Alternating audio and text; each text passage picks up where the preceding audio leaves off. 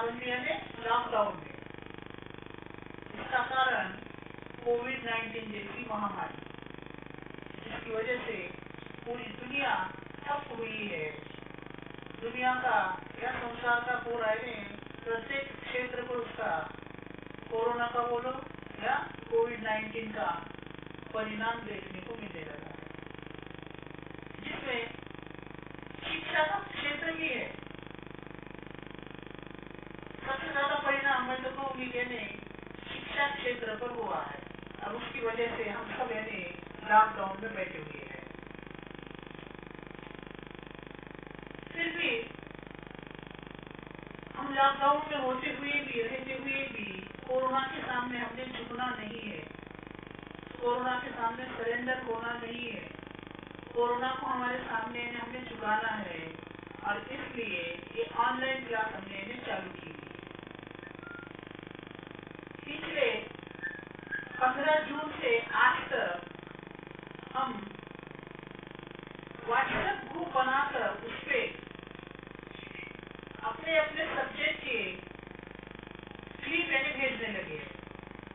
मैंने भी कई क्लिप आपको भेजा हुआ है, जो आपने देखा भी होगा, पुस्तक में पढ़ा भी होगा और क्लिप देखकर तैयारी भी की होगी।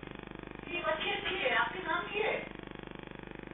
फिर भी मुझे लगा कहीं ना कहीं मैंने भी प्रत्यक्ष आपसे बात करना आवश्यक है, प्रत्यक्ष आपको कुछ पढ़ाना जरूरी है और इसलिए आज हमने ऑनलाइन क्लास के लिए मैंने आपको बुलाया है। अब देखिए साइंस, कॉमर्स, आर्ट्स 3 क्लास है हमारे। 3 क्लास में कम से कम तकरीबन 250 से 250 तक छात्र छात्राएं हैं आप। और उसमें से अभी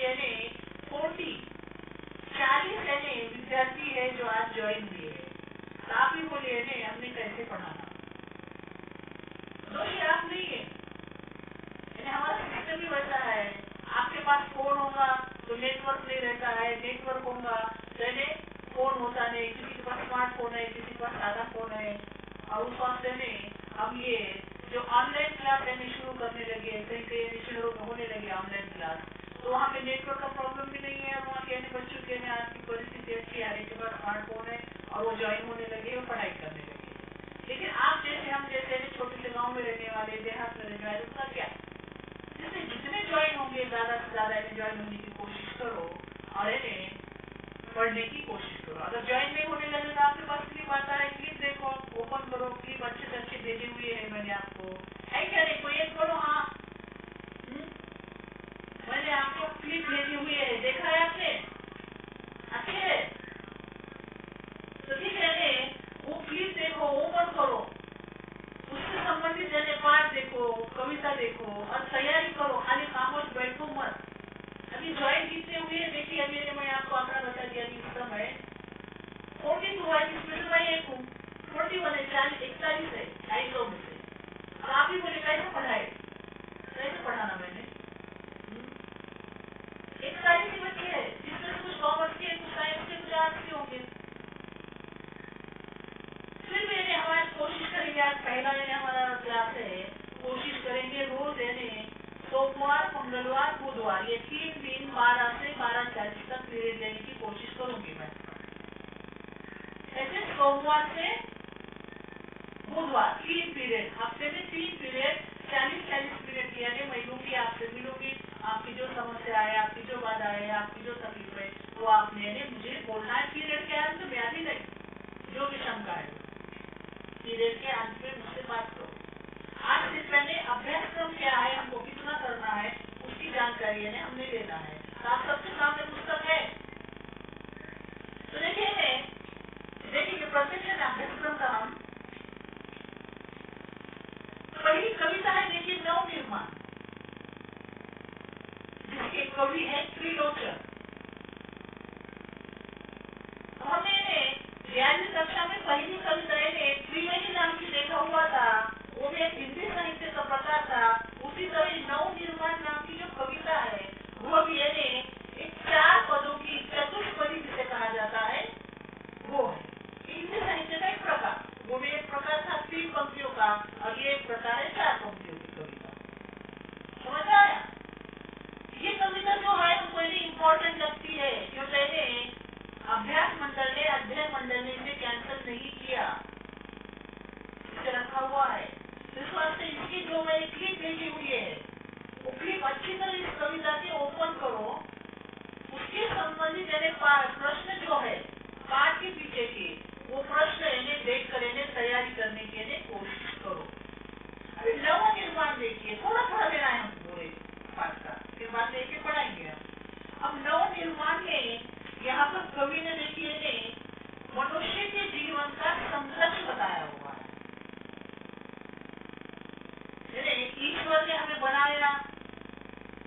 पूरा संसार दिया हमको, जैसे आकाश दिया, धरती दिया, जिसे कहेंगे हवा दिया, पानी दिया, सब कुछ दिया हुआ है ईश्वर ने।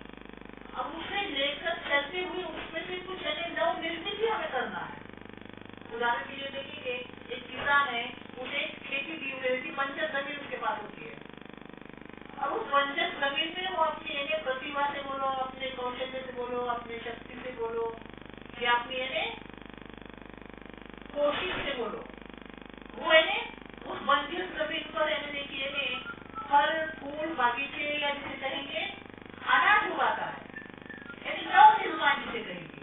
उसी तरह हमने जीते समय जो भी कार्य करेंगे, समाज में उठेंगे बैठेंगे, एक आत्मविश्वास से हमने कुछ नव निर्मित करने का प्रयत्न करना चाहिए। ईश्वर ने हमें आकाश दिया हुआ है, जिसके खाली आकाश के नीचे रहे, ऐसा नहीं है। ईश्वर ने आपको धरती दी हो तो खाली उसका इस्तेमाल करे, ऐसा नहीं है। यानी अपने प्रतिभा से, अपने आंतरिक शक्ति से उसमें कुछ नव निर्माण करने की हमने कोशिश करना चाहिए। वो इस कविता में बताया हुआ है। ये कविता हमको सोमवार के दिन डिटेल में लेना है, बारीकी से पूरी कविता। आप सबने पहले ज्वाइन होना है, अभी से एक ज्वाइन होने लगे हैं। मैंने कहा था कि 12 बजे आपकी क्लास शुरू होगी और आप अभी एक आकर ज्वाइन होने लगे, बीच में मुझे डिस्टर्ब करने लगे, मुझे पास में कॉम्प्यूटर लेकर बैठना पड़ने लगा है। पहले इससे भी बाहर निकलेंगे हम। ये हुई हमारी पहली कविता। अब बाद में देखिए निराला भाई एक संस्मरण है, सच हमने सच तुमने, ये नई कविता है। ये दोनों को आप टिक करके रख दो। लेना नहीं है अभ्यासक्रम से, इसे हिस्सा निकाला हुआ है, सिर्फ इस वर्ष तक सीमित है। क्योंकि हमारे 3-4 महीने जाने वाले हैं, हमारा कॉलेज जनवरी से शुरू होने वाला है। उस वक्त अभ्यासक्रम 25% बोर्ड ने कम किया हुआ है, अध्ययन मंडल ने कम किया हुआ है। उसमें से निराला भाई दूसरा पाठ और तीसरा सच हम नहीं सच तुम नहीं, ये कविता, ये दोनों पाठ अध्ययन मंडल ने अपने अभ्यासक्रम से निकाल दिया हुआ है। तो आपने करना क्या है, उसे राउंड मार के रख दो, या फिर ये नहीं करना है, ये सीधे लिख दो। ओके, लिखा? हेलो, हाँ, सीधे उसके सामने लिख दो, निराला भाई के सामने ये अध्ययन करना नहीं है, ये पढ़ना नहीं है, सच हम नहीं सच तुम नहीं, ये भी सिलेबस में नहीं है, वो भी कट कर दो। ओके, अब चौथा पार्ट है, देखिए आदर्श बदला। अब आपको ऐसी नहीं होगा, जब मैं 12वीं में थी तब आदर्श बदला सुदर्शन जी की मेरे मुझे पढ़ने के लिए थी, मैं जब 12वीं में थी। और फिर अभी आदर्श बदला ये कहानी आपके लिए रखी हुई है, बहुत सुंदर कहानी है और एक प्रेरणा के रूप में इस कहानी को हमने लेना है, प्रेरणा के रूप में। देखिए क्या है इसमें, एक मिनट में ले लेंगे।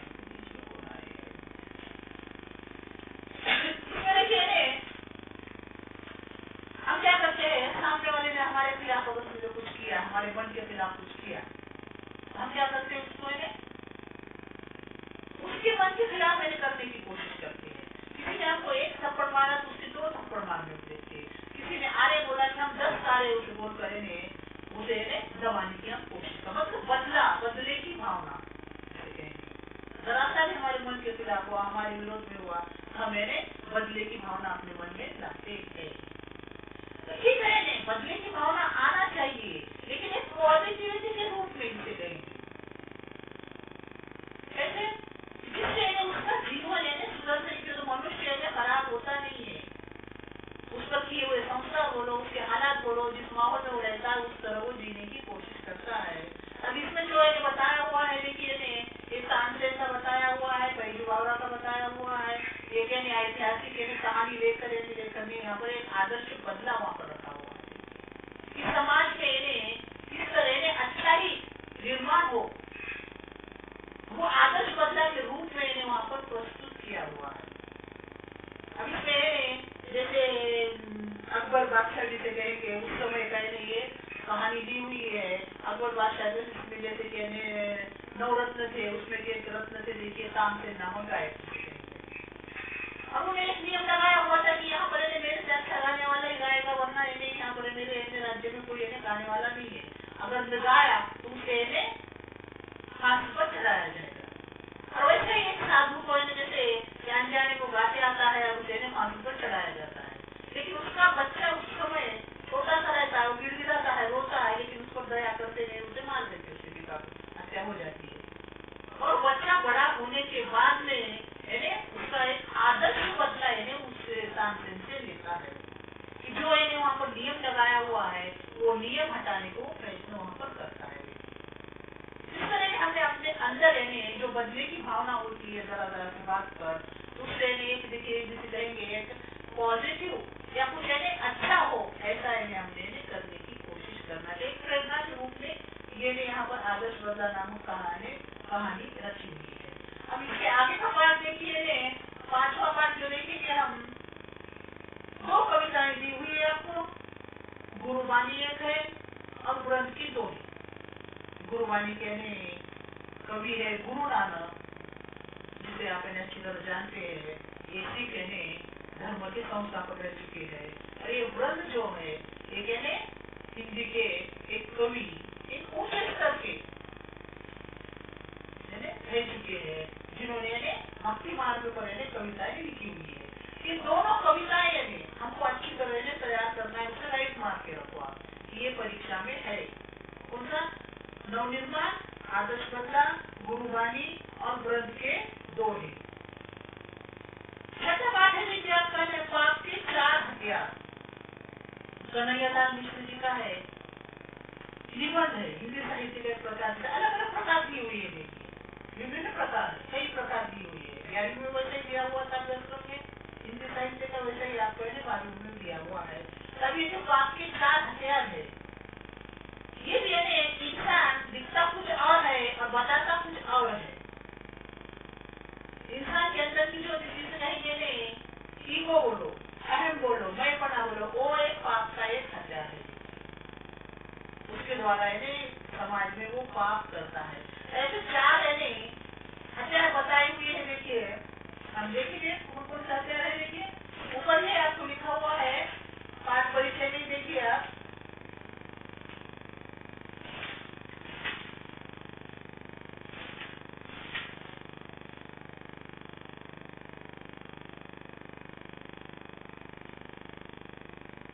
देखिए यहाँ पर है अन्याय, अत्याचार, भ्रष्टाचार और दुष्कर्म से कहेंगे, अलग अलग लेकर देखिए, उपेक्षा, निंदा, हत्या और श्रद्धा। शस्त्र बताए हुए है, उपेक्षा, निंदा, हत्या और श्रद्धा। तो एक देखकर जिसकी उदाहरण दी हुई है, हमने किस तरह से दूर रहना आवश्यक है। तो ये भी पाठ आपको अभ्यासक्रम में रखा हुआ है, पाप के 4 हथियार। अब याद देखेंगे, देखिए पेड़ होने का अर्थ, नई कविता है जिसके कवि है देखिए मुकेश गौतम। तो पेड़ होने का अर्थ, ये कविता भी हमको अच्छी तरह तैयार करना है, जिसमें पर्यावरण का बताया हुआ है। जैसे पुराने अभ्यासक्रम में, इसके पहले का जो अभ्यासक्रम था वाल्मीकि जो पुस्तक थी देखिए, उसमें पेड़ की हत्या होकर कविता दी हुई थी। अब इसमें पेड़ होने का अर्थ होकर कविता दी हुई है। मतलब है दोनों का कि पेड़ कटाई करने से हम पर क्या, जैसे कि आज देखिए हमारा पर्यावरण कैसा हुआ है, बारिश के समय में धूप के समय में बारिश, ठंडी के समय में बारिश, और कुछ सब तरफ जैसे कभी बाढ़ आने लगी, कभी सूखा होने लगा, कभी फसल आने लगी, कभी ओला होने लगा, ये जो बातें होने लगी है, तो ये इसके शुरुआत हम की है। तो पर्यावरण के ऊपर एक कविता दी हुई है, तो आपको अभ्यासक्रम में ये भी रखा हुआ है। दूसरा है देखिए सुनो किशोरी, एक पत्र है, आशा रानी बोरा ने लिखा हुआ है पत्र जिसे कहेंगे। तो आज की पीढ़ी को, जैसे आप है देखिए, आपकी पीढ़ी 43 जो कि अभी ज्वाइन हुए है, सभी ने कैसे समझाया, डांटते हैं, तपटते हैं, लेकिन उसके पीछे का कारण क्या है वो जानने की हम कोशिश करते नहीं है। कि आज की पीढ़ी जो है ये जो हरकतें करने लगी है, अपने उद्देश्य से, अपने मकसद से हटने लगी है, या अपना जो भी करियर है वो बनाने से पहले जैसे कि कौन है ये राजा विष्णु, थैंक यू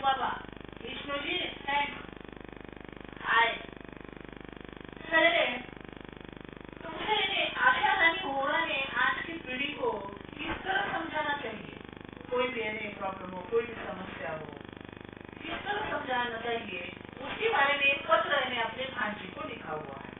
सुनो किशोरी, कि आज के किशोर और किशोरी कैसे है। उदाहरण में मोबाइल है, मोबाइल किसके लिए है, किसी से बात करना है, किसी की बात सुनना है, आदान प्रदान के लिए, या फिर आप इंटरनेट का आया हुआ है तो काम के लिए, जैसे कि अभी आपको ऑनलाइन क्लास करना है तो इंटरनेट का इस्तेमाल करते बहुत अच्छी बात है। पर इसके अलावा आप जो चैटिंग के लिए, फिल्म देखने के लिए, या कुछ और देखने के लिए, जो कि हम गलत दिशा की ओर जा सकते हैं, तो ये गलत है। ये जो किशोर किशोरियां जिसे कहेंगे आज की युवा पीढ़ी जो भटकने लगी है, उसे किस तरह समझाए, उन्हें किस तरह अपने मार्गदर्शन करे, वो यहाँ पर उन्होंने भांजी को सुनो किशोरी नाम के पत्र में लिखा हुआ है। तो ये पत्र भी आपने अच्छी तरह तैयार करना है। इस पर भी मेरे ख्याल से मैंने आपको एक क्लिप भेजी हुई है। तो यहाँ तक हमने क्लिप भेजी हुई है। नवनिर्माण, आदर्श बदला, गुरुवाणी, व्रत के दोहे, आपके 4 हथियार, पेड़ होने का अर्थ, सुनो किशोरी, बहुत अच्छे क्लिप है। आप कभी भी ओपन कर देख सकते हैं, कभी भी खोल कर देख सकते हैं और अच्छी तरह तैयारी कर सकते हैं। तो बराबर है, सुनो किशोरी तक मैंने आपको क्लिप भेजे हुए है। अब उसके आगे देखिए चुनिंदा शेर, हिंदी साहित्य का एक प्रकार है जिसे कहेंगे शेर, जिसे कहा जाता है। 2-2 पंक्तियों में कहा जाता है, जो कि उसका स्वतंत्र अर्थ होता है। तो कुछ चून कर कुछ शेर लेकर जैसे कि कैलाश खेर के शेर है, वो शेर व शायरिया, क्योंकि आज के युवा पीढ़ी शेर व शायरियों में बहुत बात करती है। देखिए इसमें का ये कहा है, शेर पढ़कर मैं आपको सुनाती हूँ।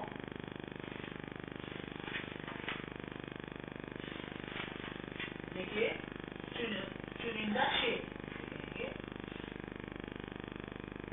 आपके काम का कौन सा है, समझ में आने लगा आपको? देखो इन किताब में, आप देखो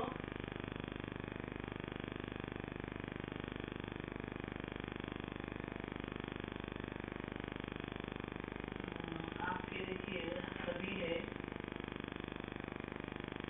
हंसी से अपने आंसुओं को छुपाकर देखो, नया मुखौटा ये चेहरे पे लगाकर देखो। देखिए और एक है,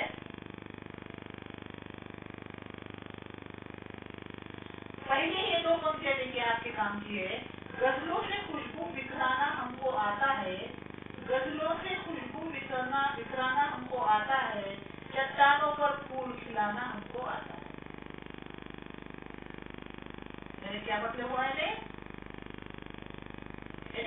हमारे पास में ऐसी प्रतिभा है, ऐसी क्वालिटी है कि हम ऐसे शब्द बोलते हैं कि सामने वाले को खुशबू से लगते हैं कि मन प्रसन्न हो जाता है। मतलब मीठी बोली, गजलों से खुशबू बिखराना हमको आता है, खुशियाँ देना आता है, चट्टानों पर फूल खिलाना हमको आता है। जैसे मैंने किसान का बताया, एक बंजर जमीन में वो देखिए फूल उगाता है, अनाज उगाता है अपने शक्ति से, अपनी प्रतिभा से। उसी तरह आज की युवा पीढ़ी ने वो करना जरूरी है। पत्थर से पानी निकालना सिखाया जाता है। तो एक चुनिंदा शेर भी हमको अच्छी तरह तैयार करना है। तो मेरे ख्याल से इस टाइम में मैंने आपको क्लिप भेजी हुई नहीं है, क्लिप भी भेजूंगी और ये ऑनलाइन ये मैं पढ़ाने वाली हूँ आपको। जितने भी प्रेजेंट रहेंगे बच्चे, उतनों का पीरियड में लेने वाली हूँ। ये हो गया। दूसरा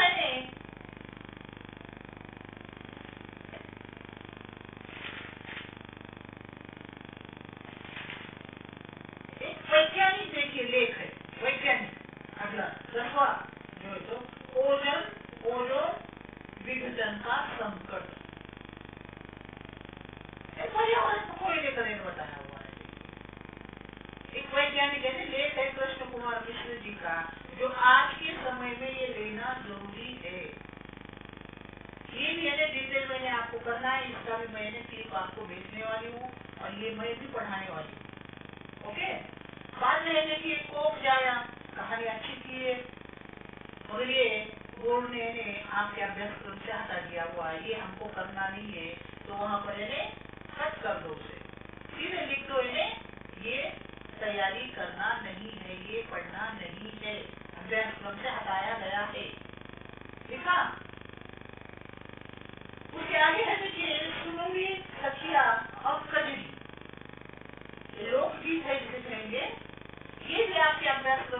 हटाया गया है। हटा दो उसे आपके अभ्यासक्रम से। पहला कौन सा है? निराला भाई, अब सच हम नहीं सच तुम नहीं, खूब जाया और सुनूरे सखिया, अब कजली, ये नहीं चार जिसे कहेंगे आपके अभ्यासक्रम से हटाया गया है। ओके, आगे चले। ठीक है, 13वां पाठ देखिए आपका कनुप्रिया। मैंने इसी हटाने के लिए कहा हुआ तरीके जब मैंने मुझे पूछा गया, मैंने डिटेल में जो लिखकर भेजा है मंडल को, ये पाठ है जरूरी नहीं है बच्चों के लिए, मगर पता नहीं ये कनुप्रिया है क्यों नहीं हटाया गया है।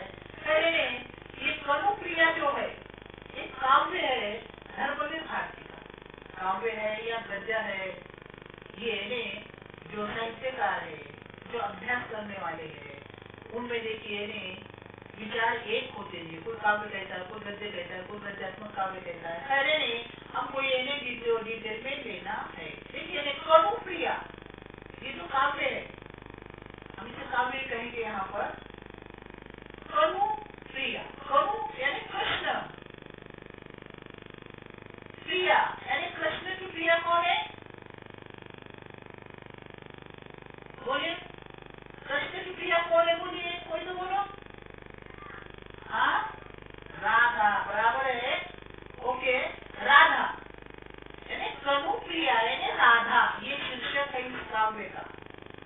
जब महाभारत के समय में कृष्ण युद्ध में जाते हैं तो समय ने राधा के बारे में किसी ने कुछ लिखा हुआ ही नहीं है कि राधा का क्या हुआ, राधा कहाँ है, बाद में तो कुछ मिलता ही नहीं है राधा का लिखा हुआ। तो वो राधा की मानसिक स्थिति जो उस समय हुई है, जो द्विधा है उसके मन की, वो यहाँ पर कनुप्रिया नामक शीर्षक देकर धर्मवीर भारती जी ने काव्य ही लिखा हुआ है राधा को लेकर, उसकी मानसिकता को लेकर, उसके मन के द्वंद्व को लेकर कि उसे छोड़कर कैसे कृष्ण युद्ध में जाते हैं। किसके साथ ही बनकर जाते हो? अर्जुन के, बराबर है, अर्जुन के सारथी बनकर वो जाते हैं। और उस समय कृष्ण ने राधा के बारे में सोचा नहीं वो कैसी होगी, क्या होगी, क्यों तो कहने कृष्ण की प्रिया होकर लिखा हुआ है कनुप्रिया, उसका द्वंद्व वहां पर किया हुआ है। तो बहुत जैसे कहेंगे देखिए मनोरंजनात्मक ढंग से दिया हुआ है, होने लिए जाधव, ठीक है। और कौन आया? बालाजी मोर्गे, ठीक है। कनुप्रिया के आपको अभ्यासक्रम में जैसे अच्छी तरह करना है, इसकी भी क्लिप में निकाल के देखूंगी, 4-5 क्लिप है मेरे पास इसके, उसमें से जो अच्छी लगी वो मैंने आपको भेजूंगी और इसके भी हम पीरियड इसको भी लेंगे। और ये पिछला आपको देना है कि ऑनलाइन क्लास जब हम करेंगे लेंगे तो हमको प्रत्येक पाठ में एक बार खत्म करना है। कि मैंने 6 पीरियड, 7 पीरियड, 8 पीरियड एक पाठ को लक्ष्य है ऑफलाइन देने के बाद में ऑनलाइन में हमको एक ही पीरियड में एक पाठ खत्म करना है। तो जितने पाठ है उतने पीरियड में आपके लेने वाली हूँ और बाद में ऑफलाइन में चालू होने वाला है आपका कॉलेज पूरा, उस समय भी हम ये पढ़ने वाले। ओके, आगे चलेंगे। कनुप्रिया को राइट कर दो, ये आपको अच्छी तरह करना है। अब आना है आपको व्यवहारिक हिंदी। पिछले जो अभ्यासक्रम बनाया हुआ था हमने व्यवहारिक हिंदी की सेपरेट पुस्तक बनाई हुई थी और ये जिसे कहेंगे अपनी ये जो है युवक भारती, ये सेपरेट पुस्तक बनाई थी। वही आप नए अध्ययन मंडल वाले ने व्यवहारिक हिंदी के लिए 11वीं में से 3-4 पाठ डाली हुई है और 5 पाठ क्या व्यवहारिक हिंदी के 12वीं में डाली हुई है। अब देखिए व्यवहारिक हिंदी व्यवहार में लाने के लिए, अपने जिंदगी में लाने के लिए, अपने करियर में लाने के लिए, उठते बैठते सोते जागते जो भाषा को आसान सरल लगती है व्यवहार में लाने के लिए, वो हिंदी लेकर देखिए व्यवहार के 5 करियर के बोलो आपको, आप इसमें करियर चुन सकते हैं। जैसे आज मैंने आपको पढ़ाया हुआ है पत्रकारिता हो मतलब पढ़ाई हुई है आपको कि आप उसमें कैसा अपना करियर चुन सकते, बना सकते हैं। तो वैसे ही होने बात मत करो, ये 5 आपको टॉपिक दिए हुए जिसमें अपना करियर आप बना सकते हैं। इसमें भी देखिए पल्लवन जो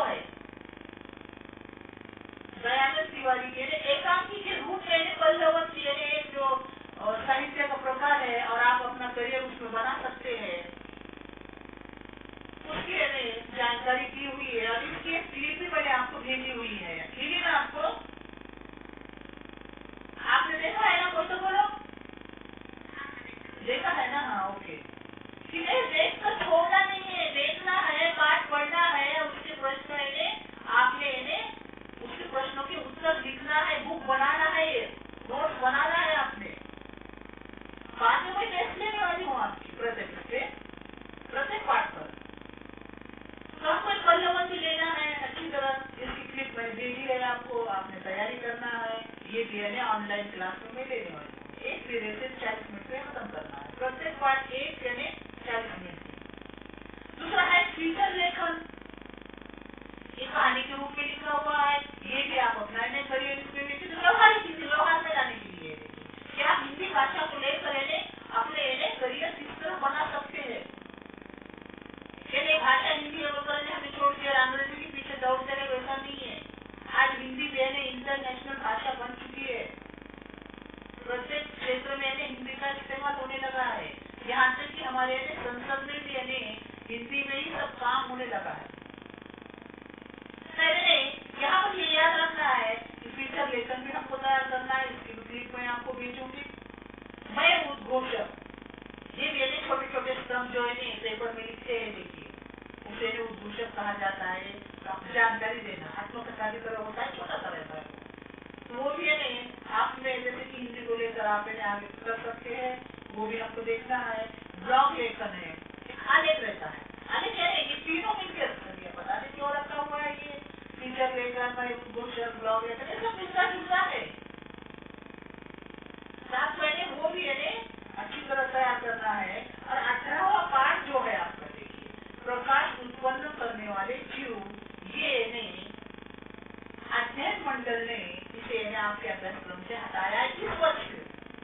तो हमारे पास समय कम होने की वजह से ये भी पाठ आपको करना नहीं है। उसे भी राउंड मार्क रखो और सीधे लिखो कि ये मैंने पढ़ना नहीं है। इस तरह आपको देखिए कितने पाठ है, देखिए 1 2 3 4 5 1 2 3 4 5 6 7 8 9 10 11 12 13 पाठ है आपको। और कितना छोटा सा कक्षा है आपका, 13 पाठ है। और 13 पाठ के 13 की 13 ऑनलाइन क्लास में लेने वाली हूँ। 13 क्लास होंगे आपके, एक क्लास में एक पाठ, एक क्लास में एक पाठ। आप जितने भी ज्वाइन होंगे, आप अपने जो क्लास में सहेलियां है, मित्र है, मैत्रीण है, उनको आप बोलिए कि मैडम पढ़ाना शुरू कर रही, बोलना अभी खाली अभ्यासक्रम की जानकारी दी हुई है। आपकी जो समस्या है, आपका जो भी प्रॉब्लम है, वो आपने मुझे अभी बताना है। अब उससे अगर सॉल्व कर सकती हूँ तो मैं भी करूंगी। बाद में आपको एक परिशिष्ट दिया हुआ है। परिशिष्ट इसमें मुहावरे हैं जो पाठ के पीछे के हो सकते हैं, भावार्थ है दिया हुआ अंदर, वो देखो आप। मूलवाणी का है, पारिभाषिक शब्दावली है जो कि आपको परीक्षा में आने वाले है। और रस जो है व्याकरण में जिसे कहेंगे, उसका थोड़ा वहां पर विश्लेषण किया हुआ है। ये हुआ आपका अभ्यासक्रम। अब रहा व्याकरण, देखिए काव्य पाठ के पीछे व्याकरण दिया हुआ है, प्रत्येक पाठ के पीछे। जब मैं पढ़ाऊंगी, उदाहरण लो नव निर्माण कविता हमने पढ़ाया, 40 मिनट में सब खत्म करना है। वैसा मैं तैयारी करके 40 मिनट सब आपको दे दूंगी, वैसा मैं दूंगी। तो 40 मिनट में कविता भी देखना है, उसके प्रश्न भी हमको देखना है। दूसरा से आपने बराबर टाइम के पहले ज्वाइन होने की कोशिश करो। अब 12 बजे के बाद में अभी आने लगे हैं आप। दूसरा से मेरा भी टाइम चले जाता है, हमको 40 मिनट ही मिलते हैं नेटवर्क से, और आपको 40 मिनट ही मिलते, ज्यादा नहीं मिलते, उसके पहले आपको खत्म करना पड़ता है। ये नव निर्माण कविता के पीछे देखिए कौन सा व्याकरण है, वाक्य शुद्धिकरण है, बराबर है। और रस है, देखिए ऐसा कुछ रस नहीं है इसमें है वाक्य शुद्धिकरण है। ये वो एक हो जाता है ये मिलेंगे। तो ऐसे प्रत्येक पाठ के पीछे का अब यहाँ पर ये याद रखना है। देखिए जो आपके 1 2 3 4 5 पाठ यानी बोर्ड ने कम किया हुआ है, बराबर है। और उसके पीछे का जो व्याकरण है वो व्याकरण आपको यानी परीक्षा में आने वाला है, समझा। सिर्फ वो पाठ पढ़ना नहीं है, पाठ से संबंधित जो प्रश्न है वो करना नहीं है हमको। व्याकरण जो है, उदाहरण दिया तो दूसरा पाठ आपका निराला भाई पुस्तक में देखिए आप, निराला भाई ने आपको इससे निकाल दिया गया है, अभ्यासक्रम से निकाला हुआ है, लेकिन इसमें रस दिया हुआ है आपको। ये व्याकरण आपके अभ्यासक्रम में है, मतलब मैंने हमको रस तैयार करना है। मैंने रस की आपको एक क्लिप भेजी हुई है, देखिए ना, देखा है क्या आपने? हाँ ओके। लड़के को बोलना चाहिए, लड़की है जो बात करने लगी है, चर्चा करो मेरे साथ में ना, देखा है ना? ओके बहुत अच्छी है। तो ये ऐसे जो क्लिप है व्याकरण की देने पर नहीं दूंगी, वो ओपन करो और वो एक बार यानी आपकी नजरों के सामने से जाने दो। बाद में डिटेल में तो मैंने व्याकरण लेना ही है, 11वीं में आपको व्याकरण लेने मिला नहीं है, ये मिला नहीं मिला है 11वीं में आपने व्याकरण रस था हमको, इसके 2 प्रकार पहले। अब ये रौद्र रस है, विभक्त रस है आपको। अगर ये आसान है, फिक्र करने की कोई जरूरत नहीं। मैं हूँ आपके पीछे, मैं मार्गदर्शन जो करूंगी, मैं जो बोलूंगी उतना इन्हें आपने तैयार करना है, ओके। दूसरा ये व्याकरण में देखिए आपको इन्हें जो पाठ के पीछे का दिया हुआ है वही है। आपको निबंध है क्या? बोलिए, तालीम में निबंध है क्या? नहीं, ओके बराबर है, निबंध नहीं है। पत्र लेखन है क्या? हाँ नहीं है, नहीं है। आपको ये निबंध भी नहीं है, पत्र लेखन भी नहीं है। अच्छा नहीं, आपको सारांश है क्या प्रश्न बनाने के? सारांश लेखन है, जैसे पहले 11वीं में था, देखिए सारांश दिया गया, उस पर प्रश्न बनाना है। पहले पुराने 12वीं की परीक्षा में था प्रश्न, में आपको भी 10वीं में होगा, नहीं होगा। आप नए अभ्यासक्रम में जाए वाले आप नहीं बराबर है। आपको 8वीं से नया अभ्यासक्रम है, प्रत्येक वर्ष आपको नया अभ्यासक्रम है, बराबर है। आपकी बैच को है ना, 8वीं वाय नया अभ्यासक्रम, 9वीं वाय नया अभ्यासक्रम, 10वीं वाय नया अभ्यासक्रम, 11वीं को भी नया था, 12वीं को भी नया है आपको, बराबर बोल रहे हैं। हाँ तो आप नसीब वाले हैं, किस्मत वाले हैं, नया नया आपको फर्स्ट हैंड जिसे कहा गया है, सेकंड हैंड नहीं है अभ्यासक्रम। उस वास्ते में आपने अच्छी तरह तैयारी करना है। आपको प्रश्न भी नहीं है, जो पाठ के पीछे जितना व्याकरण दिया हुआ है उतना ही व्याकरण आपको आने वाला है, उसके अलावा नहीं है। निबंध नहीं है, पत्र नहीं है, सारांश लेखन नहीं है, कुछ भी नहीं है, समझे। सिर्फ पाठ के